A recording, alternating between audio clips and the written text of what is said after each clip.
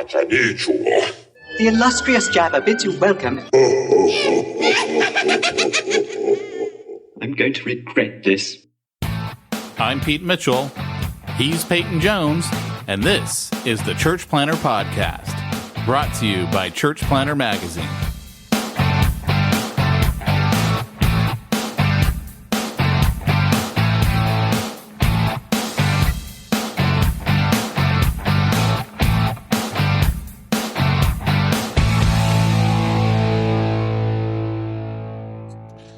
Hey, Church Planter, this is Pete Mitchell. And this is Peyton Jones. And we're coming to you live, recorded.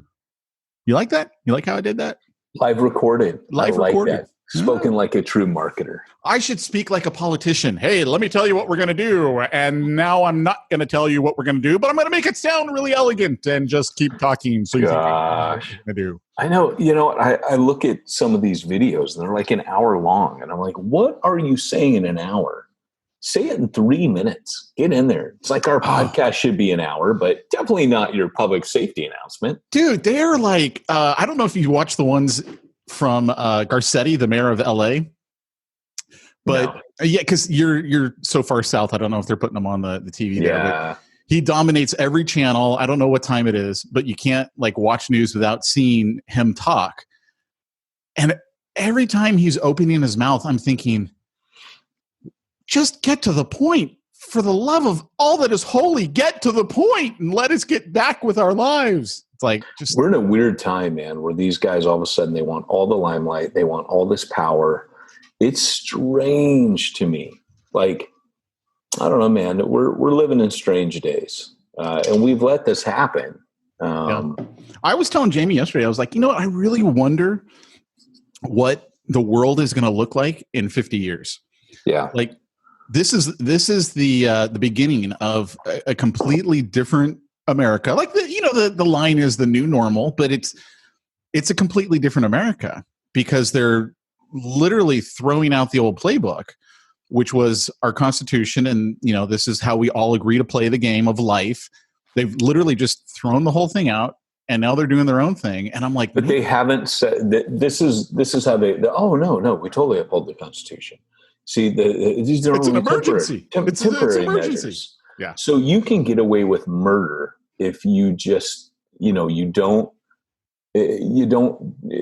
change it. You don't decry it. You say, oh, no. You can pay lip service to it all you want. But, I mean, here's my thing is, yes, there is a virus. Yes, there is a threat. I'm not full swing into conspiracy theory. There's something going down, and it was a threat.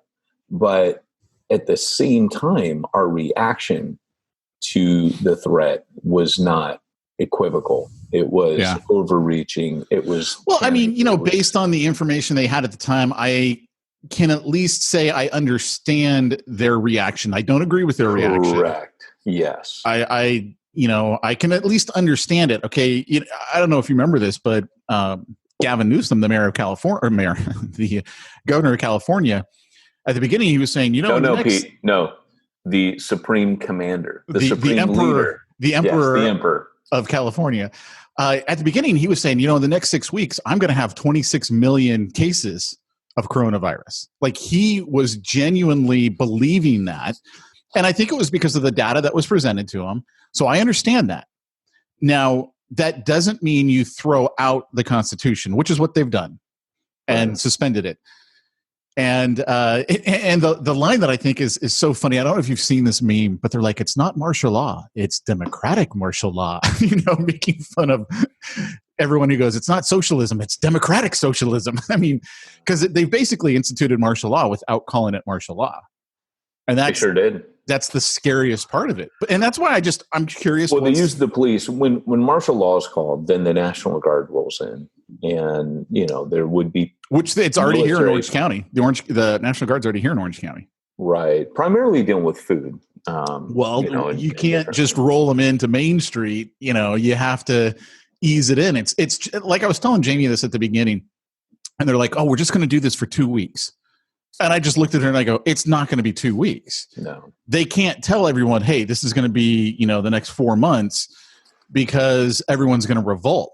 Right. But if it's 2 weeks and now we're going to extend it another 30 days and then we're going to extend it a little bit more. And it's different. So like the times when the National Guard's been called in, martial law, for example, Hurricane Katrina, back when that hit, my brother was actually under command of a great deal of that. And there was looting, if you remember. People had evacuated, but there was also looting going on. They called in National Guard. They established curfews. There were shootouts. People were killed, who were looting and what have you. But there was, that's what that's for, is to restore order when chaos has ensued. But in a situation like this, I don't think this is what the National Guard is for. We haven't lost order. We haven't lost all similar. Like what people don't realize is that the National Guard is there when America is about to lose it on the home front. It actually is the National Guard is actually there to fight us. I don't know if you realize that. No. That's what National Guard is for. I didn't know that. Yeah, that's for home defense at home. So if we have a land invasion, you would also see the National Guard. But yeah, the National Guard is actually and Dude, someone what's in the National shirt Guard. you're wearing? You like that? What That's my favorite beer. Bleaching Belching Beach Beaver, or Deftones Phantom Bride. That is Okay. my favorite. So I was like, it looks like he's brewery. got a skull on his shirt. I got to stop the conversation and see what the skull is. It's a beaver skull. Nice. It's dressed up like Day of the Dead. So Okay. All right. there you go. I'm offending all kinds of people today. What's up with that? I don't know, but let's just keep going. So I guess it begs the question, and I know we don't do our usual transition, but how are we as a church supposed to be reacting in all of this? I mean, we kind of touched a little bit on it last week, and you were saying, hey, I think it's time for us to start church again, even if it means breaking the rules. I don't know. So what are your thoughts? Well, my thought is, and not I think every pastor has to act according to their conscience. Look, I'm not out there, and even that statement about the National Guard, I'm not anti that. I think there's a place for that. But it is for fighting at home. The Marines, the Army, the Air Force, the Navy, we know what all those branches are for. The Space Force. Let's not forget the Space Force. I was saving them for last because they are the best. You know that there's a new Netflix. There's a new Netflix show coming out at the end of the month, Space Force with Steve Carell. I was going to say, please let it be like Galaxy Quest or something like that. That would be so great. Steve, what's his last name? Carell. Carell. Carell. Yeah, Carell. Yeah. He's starring it. It's Netflix, May 29th. Space Force drops. That sounds really good. But the thing is that this isn't anti. Like I said, we just don't talk about the National Guard. And some people say, "Oh no, it's for when we get invaded by foreign forces." It's both. So I don't know. A lot of them went to Afghanistan and Iraq. My brother did. Yeah. So my brother's worked in the Pentagon for the National Guard. So. Yeah, I mean they got called up, and the governors have to release them to the feds. Right. And here's kind of where I'm at is everybody has to, let me kind of put my cards on the table. I'm not the extremist. Like I would say I'm moderate on this. You guys know my posture was, let's take a servant's posture, this and that. And we did what they asked. We did what they asked for the first few weeks. And the data coming in has not suggested anything worse. It is actually suggested that, and by the way, data is not empirical. First thing you got to know about data is data always has to be interpreted. So the reason why they're saying, we got trust the science, you're still having to trust a fallible person at the end of that who has to interpret the data presented. Now, the data could be wrong, but even if the data is right, you can have two scientists look in the same piece of data and both of them will interpret it differently. So, but where we're at right now is that all of the data points to the fact that, okay, it's not as bad as we thought. Some people get angry at that. I don't get angry. I think, okay, if you're trying to protect us, great.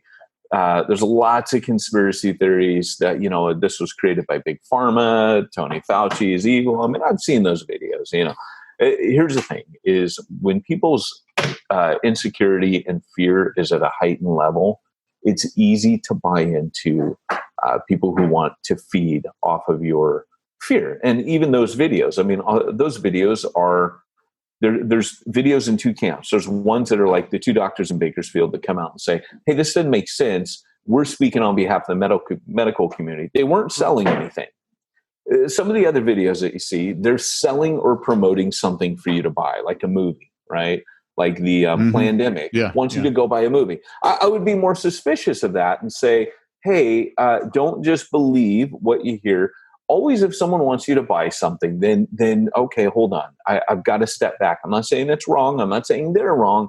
I'm just saying that gives me pause. So before I say what I'm about to say, I got to preface it by saying my approach is always wait and see. I don't have enough facts. I don't have enough data.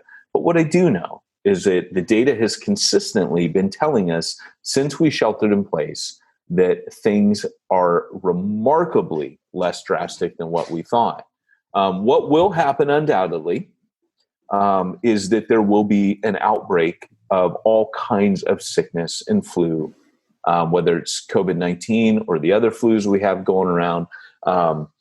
They will outbreak just simply because we've sheltered in place. That is going to happen medically. As soon as you start putting people back in population around each other, sickness is going to go up, especially because what'll be interesting too is I think that'll lead to a lot more fear of, oh no, we should have stayed sheltered at home because now I'm sick. And it will. And again, it's interpretation of the facts. The point is, if you did this without COVID-19, just because of the way that human immunology works, this would have been a natural phenomenon that would, if we just done a social experiment, no COVID-19, hey, let's shelter everyone in place for 2 months, put them back in population with each other after a couple months and see what happens. Ooh, I like that. Pete's got his glasses on. That would have naturally led to an outbreak of, we would have had a really bad round of sicknesses simply because our immunity is lower. When people isolate, their immunity goes down. So that's just something to be aware of. That is going to happen. So I think as we come back, eventually we're going to have to come back. So to use that as an excuse, I'm just telling you, when the longer you do it, the longer you shelter in place, the worse it's going to be when you come back together. A. B, when you do come back together, I think the call to action, hey, wear your mask, social distance, that's fine. That's a moderated approach. And I think if other businesses and places are doing it, the church can surely do that for an hour. It takes me approximately an hour to go through the grocery store because I'm going 1 week or 1 day a week, right? It takes me about an hour, maybe 40 minutes. You're able to actually find everything? Almost. Yeah. We go right now about every other day. And we can never find everything we need. Well, I think... And then the limits, right? We could only get like 2 things of eggs. And we go through eggs. Like I'll eat 10 eggs a day. It's not like that in San Diego. Really? Yeah. So I got to drive down to San Diego to go shopping. Dude, come on. Let's go shopping. Well, we would be together and that would be illegal. 6 feet apart. Your sheriff is writing people tickets for watching the sunset. So I don't know about this. It's crazy. I don't know if I sent you that picture where it had that rat and it said One Nation under CCTV. And someone had posted this big sign right under the cameras. We've got the drones. Now you look up the street lights. There's these elaborate camera devices up there. It's crazy, dude. It's like Big Brother. Wow. And so that's where we're at, but it's in the name of our safety. And hey, by the way, side note, we went to one of the protests in Huntington Beach on Saturday. My family. Did you really? Yeah. Best protesting sign I'd ever seen. This skater dude, long hair, ratty looking hat, holding a sign that says legalize meth. Everyone else, man, give us our freedoms.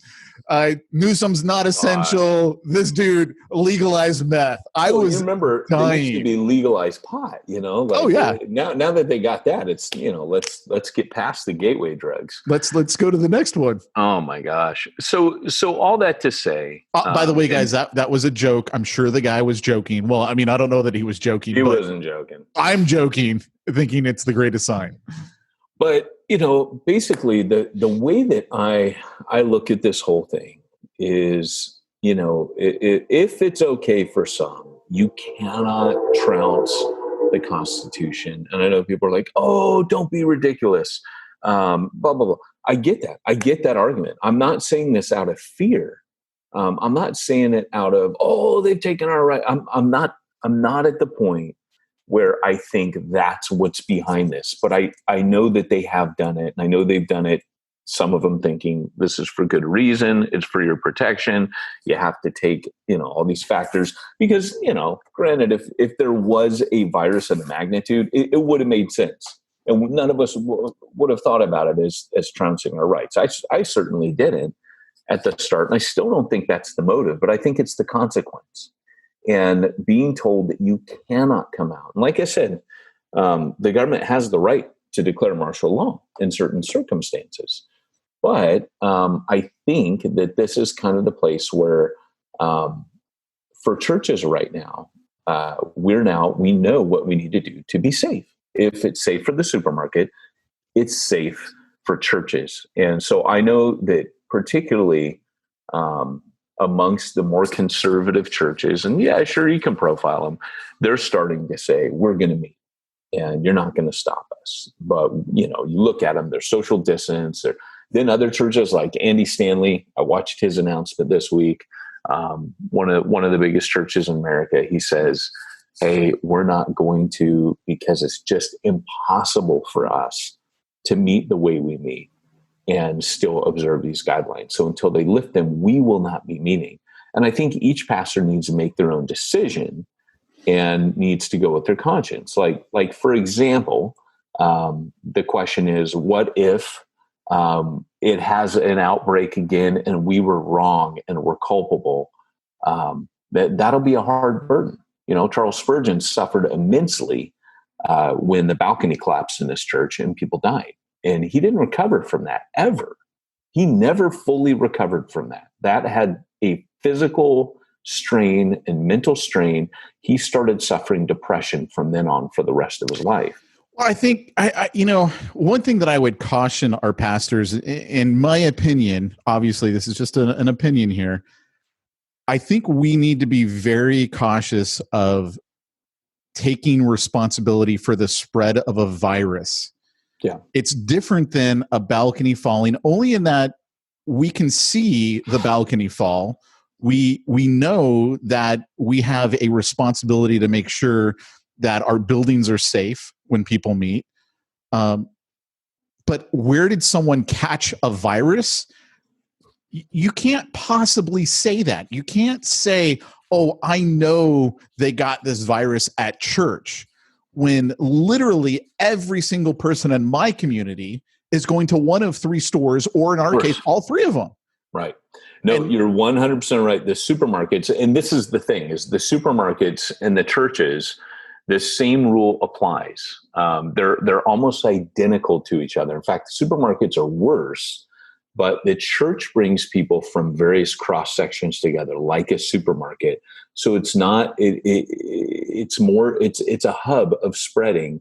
And that's exactly my point about a supermarket, is the supermarket being a hub of disease contagion. It was almost one of the worst ideas. If we really believed, what would have been the best thing for the supermarkets, if we really believed in what would the guidelines and all the shelter in place nonsense, would have been to make it like Amazon. From now on, everyone gets delivery, and the supermarkets have to up their delivery game. Everything would have changed. In-store personnel would have become delivery personnel. And that would have had to been the pivot that the supermarkets make. And that would have actually contained the spread, rather than keeping it for weeks where everybody just converges, no masks. Because at that time, they're telling us, oh, masks aren't effective. So everybody was in the supermarket without masks. So, which I just like to say, I still do go without a mask. I break the rule. I wear the bandana around my neck and no one gives you hassle. But you should have that right, really. I should. That's why I take it, because I just don't agree with. When you have the flu, you are allowed by law to go to the supermarket with the flu. Now, if I go to the supermarket and I don't use hand sanitizer on my cart, it's one of those things where if what happens now is the government starts making laws, if you're sick, you must stay at home. To me, that's overreaching. That's too far, right? And yet the whole argument, hey, it's my body, my choice. You can't tell me what to do with my body. Oh, did I go there? I sure did. That goes out the window. Now the government's all over my body, right? It's telling me all kinds of things I can and can't do with my body. I love what Lloyd Jones said, that history teaches us man is incapable of governing himself, which is why we need God as our king. Very true. It's why we need, the more that I live, the more that I watch man try to govern himself, the more of a mess mankind makes. And because we're not God, we're not designed. Men were not designed to govern one another.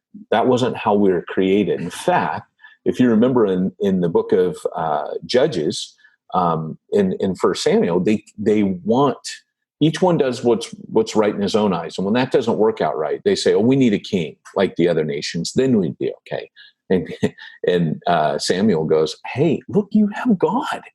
Why would you want that? Do you understand what a king would do to you? And that's the, and then of course there's another motif working throughout 1 Samuel. There's two. One is anti-king, one is pro-king.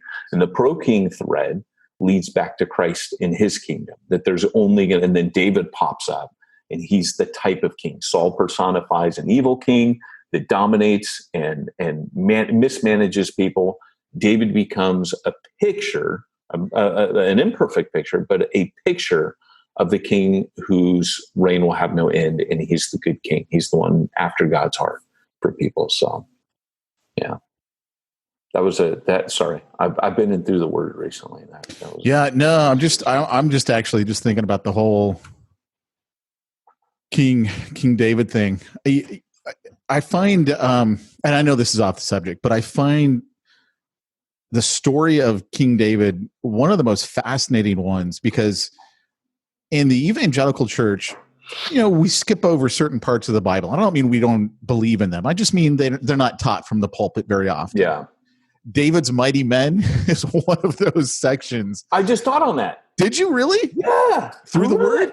Yeah, through the word. I'm in First Chronicles. Oh, I got to go listen to that, because when you hear their stories, those guys are like way tougher than Navy SEALs, right? Oh my gosh. And I'm like, oh, wow. So the greatest thing about them is if you read the book of Judges. So those of you that don't know, I do this thing called Through the Word, and it's with Chris Langham. This thing is huge. It's huge. It is. And so they're on YouVersion, all that. It's 8 to 9 minute chapter summaries of every chapter in the Bible. Back in the early days of the podcast, I'd only done Leviticus. Well, since then I've done Leviticus, Deuteronomy, Joshua, Judges, 1st, 2nd Kings. I'm now on 1st Chronicles. So this is just my passion. And I know like those of you listening, me for church planning stuff. The scripture, that's my thing. And I don't preach right now. I haven't been behind a pulpit really.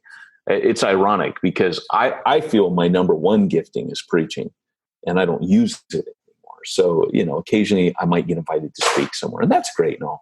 But through the word that's where I kick out the jams, right? Because that's where I feel I'm gifted, right? So to be able to do that is huge. But anyways, the great thing about the mighty men is you read the book of Judges, and that's all the mighty men are. Is David has 30 judges, and they become the commanders of his army. So if you look at Israel during that time, Israel, the golden age of Israel was under David's reign. It didn't expand under Solomon. It just enriched itself by taking from all the territories. But David was the fighter. So Saul's kind of started taking on the Philistines, but he couldn't conquer them. David comes on the scene. There's a supernatural battle. He defeats the Philistines. There's that passage, Pete, remember, where God marches through the top of the poplar trees? Do you remember that? No, I don't. Well, that's the decisive battle of the Philistines. What people don't know is that when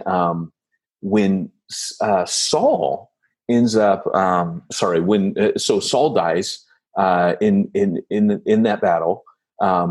When David goes, or it might actually be the battle before that. I can't remember now. But anyways, David ends up going to war, and he says, "Hey, we're going to take the ark into battle." That hasn't been done since Moses. So they take the Ark of the Covenant into the battle, and God says to David, "I want you to hang out near this forest. They're going to come through this forest, and they're going to try to get you." And all of a sudden, you see, kind of like on Jurassic Park, it says that the trees start rustling, and they hear the sound of marching in the tops of the trees. And when the army comes out, they're all wrecked, and David just boom, and the Philistines are done. And they were an Iron Age people. I don't remember that at all. Was a Bronze Age. It's awesome. It's in First Chronicles. I want to say it's like chapter 8 or 9 or something. But it's also in it might be in 2 Samuel. But so anyways, that's the decisive battle. That's where they cripple, because that's when a Bronze Age people conquers an Iron Age people, which was unheard of, right? Then under David's rule, the kingdom of Israel from there starts expanding. Israel's never as big as it is under David's reign. That's the golden age. The kingdom expands. So that's another reason why he's a picture of Jesus. But then under Solomon, it starts to shrink, if you remember, because the tribe splits. And then there's all this like civil unrest because Solomon's taking too much from people. So, but under David, what's rad is when he marches up through Jerusalem and he brings the Ark of the Covenant in, he puts on priest garments. Like, he refuses to be the conquering king because he knows who just won that battle. So he puts on the priest garment. That's where he's dancing and stuff. And Michal looks out the window and despises him and thinks, man, that he's abased himself. And he says, I'll be even yet more vile. He makes that kind of like smack talk, I'll be more vile than this, for God. And what's rad is,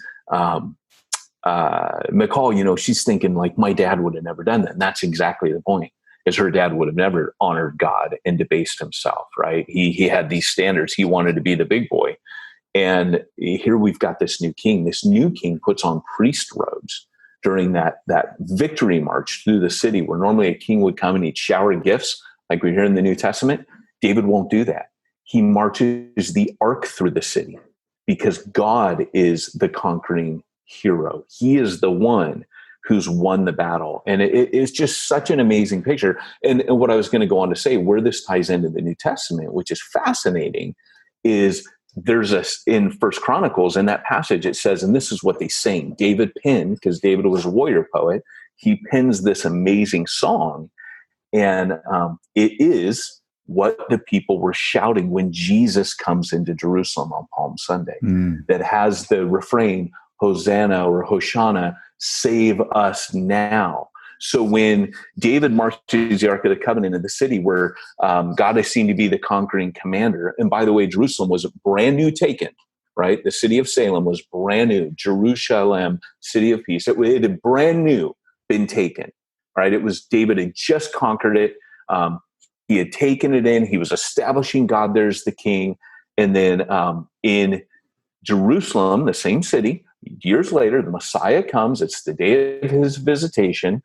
This is that day. And guess what they're singing? That very song, right? They're recognizing that God himself, our Savior, our Messiah, is coming in. It's the same. It's a picture. It's a parallel picture. And here's Christ coming lowly on a donkey, like David, like a priest. He's not coming in triumph. He's not coming in procession. He's coming lowly. And the people are going nuts. And that's why when the Pharisees get mad, because they know that the Romans are going to come down on their heads. And the scripture says they get nervous and they say, shut up. You're going to bring the Romans down on us. And that's why Jesus says, hey, if they were quiet, the very rocks would cry out. Like, this is the day where it's appointed that I get this glory, right? This is that day where I come into my city, like when David marched in the Holy of Holies. And of course, he is the mercy seat. He is the Ark of the Covenant. He is God's glory hid within this outer shell, right? The mercy seat was on top of that. That's where sin was atoned for. That's exactly what was happening. Days later, he'd be dead. He would be the mercy seat. He would make atonement for the nation. So it's pretty dang cool. So yeah. Sorry, I got excited. Yeah, no. By the way, I just want to give a shout out, if you will, to one of the best online churches that I've seen. And unfortunately, I haven't seen a whole service, if you want to call it a service. I've only seen bits and pieces of it. But it's Matt Fretwell's Story Church. And so Sunday morning, we're getting ready for our church to live stream. And so I'll be on Facebook, and his is always going then. So I don't know when he does his, because he's East Coast, we're West Coast, right? But the thing that I like about his church, at least the couple of little bits and pieces of it that I've seen, there's been 3 guys, he's sitting there in the middle, and then a guy on the right and a guy on the left. And it's very much like how we did church at Refuge, where it's discussion based. And like one of the guys I can tell is a newer Christian. And so he's asking a lot of the questions that a regular brand new person would be asking. And they're like breaking stuff down. And I'm like, dude, that is so much better than just watching some guy stand up there and preach, because it's the actual questions and answers. And it's very much like how you and I do a podcast, right? Where we have the interaction, and that's what really makes our podcast good. One of us will say something that causes the other one to go a little bit deeper, or, think about things a little bit differently. And I really like how they do that church. So I just encourage you guys, check out Story Church in Virginia, their Facebook page, and maybe, watch one of their old episodes, or I'm sure it's still on Facebook, or, watch one of their new ones. But I really like how they're doing it. Yeah. I mean, that was one of the things way back, years ago. I mean, I kind of, Matt went through the jump school training that we did way back, which, kind of trained planners to do interactive church. And so if we were talking about, where this is going, I still find it interesting. And this kicks into our topic, by the way. So good segue, brother. Good segue. Only took us 40 minutes to get there, but that's all right. Yeah. But, if I were to look at what needs to be done going forward, I would pull back and say, it's really strange to me that still the metrics we're celebrating are numbers. It used to be butts and seats. Now it's eyeballs on the screen. Yeah. How many views? In the beginning, the views are very small. And I think that, like what you're saying, hey, I saw this service. It's not going to do much when things open back up, other than give you an online viewership. And here's the thing. This to me is strange. We can either use this as a time to double down and reform and go back to what we know. It should be done. So all the guys that write stuff like I write, this is our heyday, right? Because this is a time where we're saying, hey, everything we told you is going to happen, right? Financially, things are going to fail you eventually, right? People are going to stop coming. I actually think many people aren't coming back after this. That's my point. Totally. I mean, first of all, we've already given them the excuse, well, I could just watch it online. And we're celebrating. That's the problem. We're saying, oh, this is great, guys. We haven't lost anything. Well, that's the wrong message to be given right now. You know? Church is not supposed to be a spectator sport. If you can do it online, it's not church. That's my mantra. If you can do it online, it ain't church, right? I can run a show, and I've been saying for years, run a show on a Sunday ain't church, right? 32 one another's in the New Testament. How do I do those watching a show? How would I practice the one another's? How would I take the Lord's Supper? People say, oh, well, you could, do it virtually. Cool. I know people have theological issues. I don't, if that's the best you can do, that's the best you can do, but it's not the same. It's not the same as sitting together and talking and conversing. You can simulate the real thing, but, my mind is going to so many, like VR. VR eventually is going to be, a thing. We know that that's a coming thing. And already I hear guys talking about, we're going to do VR church. Okay, that's great. But there is something that Paul says he can write letters, and we call that scripture when he writes letters, right? That's scripture. Now, I just want you to work through this thought process with me. If Paul could write letters and they're scripture and they're timeless and eternal, but he writes to the Corinthians, for I long to see you face to face that I might impart some spiritual gift. When he says in other words, something happens when we're together. When two or more are together, I am there with you. When we hear, Paul say, do not neglect the gift that is in you through the laying on of my hands. There's something about our physical bodies. God didn't make us virtual beings. He could have made us spirits that only communicated virtually. There's a reason the resurrection body. So I'm going to go maybe a little bit hyper theological here to say that it is theologically deficient to negate the physical presence of the church. It is also theologically overreaching to say that nothing can be done of benefit online. There's a middle ground here. And so what I'm saying is we should be celebrating and we should be really mourning what can't be done physically right now. Because what Paul is saying is there's some things that are done physically face to face that are what we would call incarnational, right? Christ came incarnationally. He, through the Spirit, was present in the prophets. He, through the Spirit, was present in the scriptures. He says both of those things. Hebrews tells us that, but he has to come and tabernacle among us. And so if the church doesn't get that this is the incarnational whole theology is part of what the church is called to do, then we're missing something vital. And we have been missing something vital for years. You can't effectively do the one another's. You can't, the gifts of healing, those kind of the laying on of hands, all these things are very important to be together. And I think that's the message a church needs to be giving, not celebrating. We can do everything we did online. Not really. I don't agree. Interesting. That's all I got to say on that. I got nothing. So that would be one of the things right now. And if I were to look at what do you do when you get back? First off, I see this time as two things. I see this time as a time to reorganize. I don't see it as a time to just shift to try to get everything online. I see this as a God-given crossroads for people to make a choice. What do you want to do? I was hosting a webinar yesterday for Exponential that a woman there, she's director of soulcare.com, made a very profound point. And she said that for probably all of us, we've once or twice, at least probably in the last few years, said, oh man, if I could just stop the world for a few minutes and catch up, or if I could just, hit the pause button on everything. We did, right? The world stopped. We hit the pause button on everything. And can you hear all that noise in the background?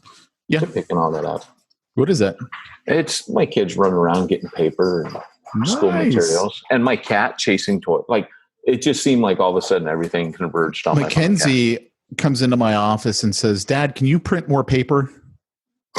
Because she gets all the paper out of the printer. So she thinks I print paper. So rad. That is awesome. You know what you should do? Is you should play jokes on her and put hamburgers in there sometimes. Oh, look what I printed for you.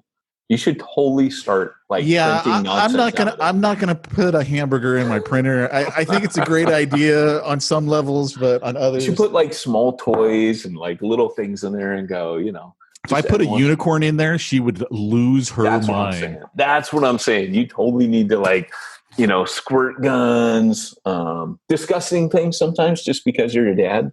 Little plastic spiders, So you should get her thinking you're like the Jetsons and you have magic powers. That'd be great. Dude, what's funny to me is Luke is so much like Jamie and Mackenzie is so much like me. Personality, the looks. Oh my God. The jokes. So true. She is me. So what's funny is you post that picture, and I know you posted it last year, and I had the same reaction where I was dying when I saw it. The one the Luke with his classmates. Oh my gosh! And I so see you in that though. At the same time, right? I think those are Pete's college days, right there. Probably. But what's so funny is so for everyone who didn't see the picture, it's Luke and all of his friends. There's like 6 of them. They're all standing there smiling, looking at the camera, and then Luke is losing his mind laughing, and just he's the only one that you could just tell is losing it laughing. Right. It's hilarious. Yeah, you could tell he's in full stream, like like full belly laugh mode, and everyone else is kind of calm. It's hilarious. But whenever I walk into your house, Mackenzie kind of looks at me like, she gives me this like sidelong, suspicious, and it's hilarious. It's like, I'm watching you, Jones. I'm judging things right now. Don't push me. It's hilarious, and I totally see you in that. She is so much like me. And I was telling Jamie the other day, I go, I don't know if this is a hereditary thing, an observed thing, or just a second child thing, right? Because I was a second child. I don't know which one it is, but she and I are so much alike. I didn't know you were the second. Yeah. I thought you were the firstborn. No. And yet you have preeminence. Sorry, that's look, that's a Bible joke. Let me just say this. I was granted certain purviews as a child. I'm pretty much the emperor. That is the joke you need to make, all you little brothers and sisters out there. You need to say, you may be the firstborn, but I still have preeminence. That's a great biblical joke for you to make. So anyways, so going back to this, now is the time for training. And what I was saying is the world did go on pause and did go on hold. The problem is pastors are reporting a higher degree of burnout right now than ever before. And I will just say it's because you're doing it wrong. It's because now that you can't run the show, you're trying to make up for it. You feel guilty. Oh, I need to show my worth. I need to show my I need to stay busy. There's some people say, oh, there's pastoral issues like never before. And I actually get that one. But where in the heck is your team? Why is it you? Well, they're working. No, they're staying at home playing video games. Trust me.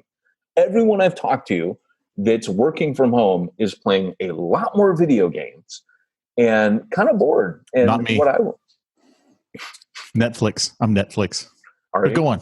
Where would we be without the Tiger King? And by the way, for all of you that are out there going, I see this on Facebook of Christians. Oh, I got 10 minutes into it. Ed Stetzer pointed something, said something like, I shudder for America, yada, yada. And all these people came out Pharisee, go, I watched 10 minutes of it. You know what? If you can't handle the Tiger King for a few episodes, you would never handle Frontline Mission. I'm telling you, you would have never made it. Not in Long Beach. Yeah. Tiger King is tame compared. And I just always feel like church planners, you get what I'm saying. You get it. I watched Tiger King, and it's a missiological information piece for me. It is not, I'm just going to sit here and be entertained, although I was thoroughly entertained. Yet at the same time, my heart was breaking. I just want to reach to that screen and go minister to every single one of those people in that movie. And Pete knows we had a whole congregation of Tiger Kings. You know what I'm saying? Yeah. So, but anyways, going back. Have you seen the meme where it says, "Where are they now?" And it's Calvin and Hobbes, and then it's a picture of Tiger King with the tiger. It's so funny. Someone just dropped off a butt ton of theology books. In fact, they're sitting in my car right now. If any of you wants to, if any of you live next to me and you want a bunch of good theology books, church planning books, just come get them. You need to break quarantine. You need to forget about social distancing and head on over to Peyton's house. Well, the guy who brought him over takes it very seriously. He's got an immunocompromised wife, and he still dropped him off. I mean, mask. SimplifyPeyton.com is where you can get it. SimplifyPeyton.com. I'll mask up, you mask up, and they're yours. Just contact me. If you're hearing this and you're somewhere around the San Diego area, reach out and they're yours. They're open dibs. So they're just all sitting in my car in boxes. So anyways, all that to say, so you have this chance now to take a sabbatical, to take a rest. If you did not use this time to take a sabbatical because you thought it was important to run the show, you did it wrong. I would have pre-recorded a few things if I were you, popped them on, and I would have taken a break and I would have put my team on, because you don't get opportunities like this often. And maybe someone says, oh, what about the people and the pastoral issues? If you're trying to do that by yourself before COVID-19, shame on you. If you weren't utilizing your team before this, you got no one to blame but yourself. And that may sound really harsh, but I cannot beat the team drum enough. Heck, I wrote a book called Church Zero on it. The whole textbook that's coming out is on team church planning. If you're not doing team, you are your own worst enemy. You know? Which I just got to tell everyone, you sent me a picture and you said, hey, don't show this to anyone. Here's the cover of my new book. And so I sent him a picture back and I go, don't show this to anyone. Here's a picture of my new body. It was so rad. Some shirtless dude from the internet. It was not my body. I literally laughed out loud and then forgot to put LOL. So I came back to it later and told you LOL and I sent you something else, but that's Pete and I's relationship. But I literally laughed out loud when I saw that. That was hilarious. This is dude like fully ripped and like hulked out. I was actually trying to find a black guy's picture because I thought that would be funnier because I'm not black, right? So rad. But I also didn't want to do any Photoshop and like cut out the head because I thought what was funny is that guy's head wasn't in the picture. So, you know, it could have been my body, sure. If I was perfect abs and, you know, all that. So, well, so, you know, going back to that. So now is the time for you to disciple others. If you were going to do one thing during this time, it's disciple. And I always have believed this, that in church plants, there is a rhythm of evangelism and discipleship. That there was a time where people would get saved left and right in my church plants, and then there'd be a time where no one got saved for a while. And I learned on my first church plant that that's for discipleship. That's what that time is. So you can mobilize them to go out and do more evangelism, and that's exactly what happens. But you have to pour into them. So this was a rhythm of discipleship. If the pause button got hit, this is a time for you to disciple. And I would say when it starts back up, you need to be thinking. Brian Sanders calls them micro churches. We called them cogs. We just didn't know to call them micro churches. You know, we didn't patent, copyright micro church. You know, I've learned that when you name something, micro church TM. Exactly. Nowadays, and it's biblical. When you name something, you own it, right? But we were doing these ages ago, and they would each become a church plant. That was kind of the model that I learned. And Sanders says it this way. I love how Brian Sanders says it. He says, if you plant a church, it may fail, but if you plant a mission, church planting will naturally happen. Plant a mission. Don't plant a church. So what we would do is we get these cogs going, and they would become mission. And then those become church plants. That's how you need to start training your people when it goes back. Train them to mission in these small groups and see them as core teams. Don't call them that. Don't tell people that's what you're doing. Just train them to be self-contained. So when this happens again, you don't have to shift and shim. You just go, right, everybody, we're just going to COG gatherings every week, right? Or micro church gatherings every week. You've had these groups already. You've been on mission together with them. They're, in effect, mini churches or micro churches. And that's to me, that's how we used to say that Refuge Long Beach was a back-to-front church, because we saw everything that happened in our COGs: prayer, communion, equipping of believers, deep discussion, and working out of pastoral issues. By the way, that's one of my points is I used to tell people if they didn't go to COGs, not to ever bother me with a pastoral issue, because I was like, look, I'm not going to spin all my wheels and all my time if you don't come to the place where we offer pastoral care. So don't call me with your pastoral issue, because I'm going to tell you, get your butt in a COG, because it gets worked out. And I know that sounds really nasty, but I said that because you know what happens when people get in COGs? Their pastoral issues get dealt with, right? And it disperses it to the team. I don't have magic powers, right? Talking to me as the pastor was not going to do any more good than talking to anyone else on my team. So that's how we rolled. And if there was a situation where, let's say, domestic violence, I'd be called into that. Those kinds of issues, there's a bit of experience that I have. I would definitely come into those, right? But yeah, that was kind of my theory. And I would restructure everybody if I were you. I think you just said one of the most profound statements when you quoted Brian Sanders, don't plant a church, plant a mission. Yeah. Because that, to me, as a business guy, makes so much sense. Like literally, if you rethink everything you're trying to do as a church planter, just say, no, forget that. I'm not planting a church. I'm planting a mission. It changes everything. It changes the DNA of what you're trying to accomplish. It's not about getting butts in chairs. It's not about getting eyeballs on your live stream. It's, we have this mission. This is what our goal is. I love that. Like that to me is the most profound thing I've heard in a while. Yeah. Yeah. And it is. It's super profound. And that's the heart of what we did in Refuge Long Beach. You know, if you ever heard me say, hey, I don't really care about, I don't give a rip what happens a year from now. I don't care about this institution of this church. Like, we're not really here to plant a church. We're here to reach the lost. That's in effect what we were saying was we're on mission here. Everything else is secondary, including a church plant, So that's one thing that, we've said on this podcast for years is church planting and church starting are two different animals, because church planting always starts with mission. You sowed the seed of the gospel, and when there's a harvest, a church happens. Church starting takes the church, puts in the forefront, does a bunch of marketing, a bunch of flyers, gets, rents the space. Mission is, the church is seen as the vehicle of mission rather than mission giving birth to a church. And they're two different, church starting versus church planting, two very different things.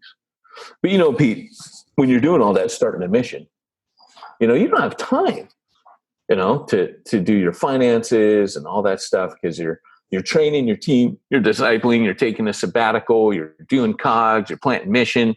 How do you get your church finances done, Pete? We use Space Force. Wait, no. SimplifyChurch.com. SimplifyChurch.com? Church.com. That's amazing, Pete. And tell me, how is it so simple? Well, what Josh Henry and the team over there at SimplifyChurch.com does is pretty much everything. I just call him up and I say, hey, Josh, I got this problem here. I need to get IRS statements out. He says, Pete, no problem. I'm going to make your life simple. I say, Josh, I need to do a payroll here. How do I do this? He goes, Pete, no problem. I'm going to make your life simple. That's what he does. That's exactly what he says. Yeah. Whenever you call. It's exactly what he says. You know how some people have an easy button? That was easy. You hit the little button. His says, that was simple. And if he didn't have one before, he definitely needs one now.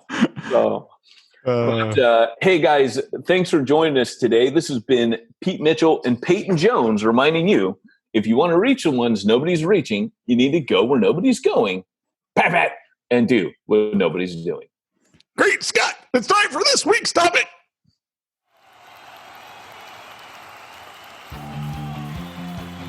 Thanks for joining us for another weekly episode of the Church Planter Podcast with Pete Mitchell and Peyton Jones. We'd love to hear your comments on this episode of the Church Planter Podcast. Visit us online and let us know what you thought at churchplanterpodcast.com. If you subscribe to us via iTunes and have enjoyed the podcast, leave us a positive review. The more positive reviews we receive in iTunes, the more iTunes will promote us to other church planners who would benefit from this show. This podcast is brought to you by the Church Planter Magazine, which is available in the iTunes newsstand or online via churchplantermagazine.com.